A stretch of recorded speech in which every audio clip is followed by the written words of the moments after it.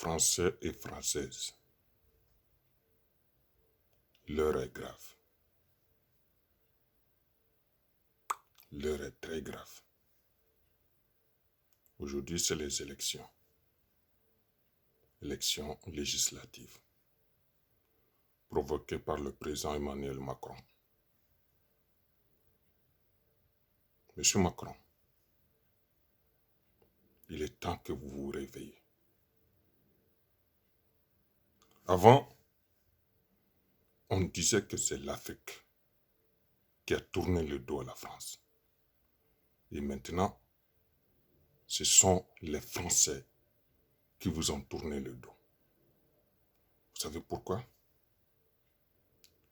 Votre politique sur le plan national, votre politique sur le plan européen, votre politique à l'international, elles sont toutes nulles. Je dis bien nulles. Vous êtes devenu la risée des présidents. Et la France est devenue la risée des pays, des puissances. Il est temps que vous compreniez que votre guerre inutile, votre soutien inutile à l'Ukraine, une guerre qui ne nous regarde pas, une guerre qui a été provoquée par les États-Unis, qu'ils fassent eux-mêmes leur guerre et non nous. La guerre en Ukraine, Monsieur le Président, c'est nous les Français qui payons la facture et non les Américains. Dans un pays comme la France, ils n'ont rien à dire politiquement, si ce n'est les immigrés, les immigrés, les immigrés, les immigrés, les musulmans, les musulmans, les musulmans, les noirs, les arabes, les noirs, les arabes. C'est tout à fait normal que des extrémistes comme le Rassemblement national prennent le devant. Parce qu'eux, ils excellent dans ça. C'est leur terrain favori. Mais vous et les autres partis, vous devrez penser à autre chose. Ces guignols d'extrémistes qui pensent qu'ils peuvent faire quelque chose sans les immigrés, sans les étrangers, on va voir. Nous, on n'a pas peur. On n'a pas peur que le Rassemblement national prenne le devant. On n'a pas peur. Ils ne peuvent pas changer les lois de la République. Double nationalité, triple nationalité, tout ça, c'est des histoires. Il y a même des Européens qui ont la double nationalité. On n'en parle pas. Mais nous, oui, on en parle. On est français. Et alors? On est noir. Et alors? On est musulman. Et alors? On est français et on restera français. Personne ne peut changer ça. Même le Rassemblement national, il ne peut pas changer. Vous avez dissous l'Assemblée nationale. Vous avez pris un gros risque.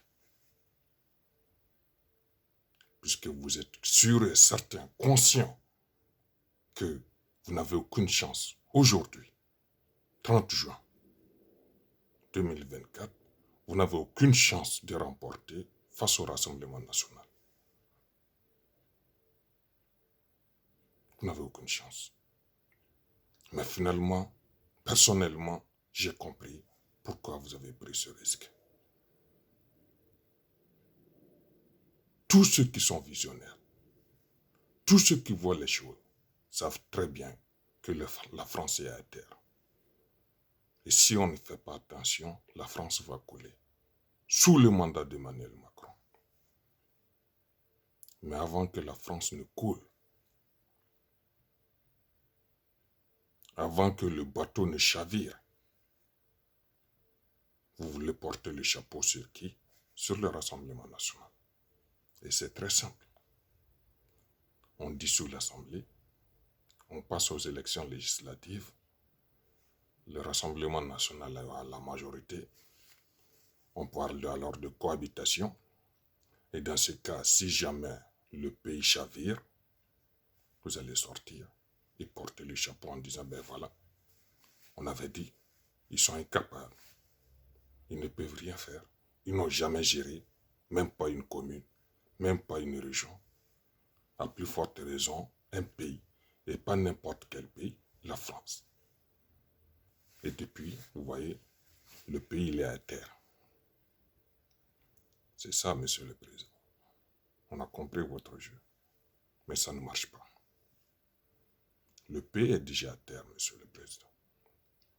Comment expliquer que l'essence est plus chère en France qu'en Ukraine? Or qu'en Ukraine, c'est là où se trouve la guerre. Monsieur le président, les milliards que vous donnez à l'Ukraine, on a besoin ici, nos hôpitaux, nos agriculteurs, et j'en passe. Monsieur le président, il faut arrêter avec la guerre. Il n'y a pas de développement, il n'y a pas d'avancée dans la guerre. On ne veut pas de votre guerre. Et les Français vous l'ont prouvé. Nous vous avons prouvé qu'on n'a pas besoin de votre guerre. Il faut arrêter. La Russie n'est pas notre ennemi. On n'est pas aveugle, monsieur le président. On n'a pas dupe non plus. On sait ce qui se passe. Vous vous êtes fait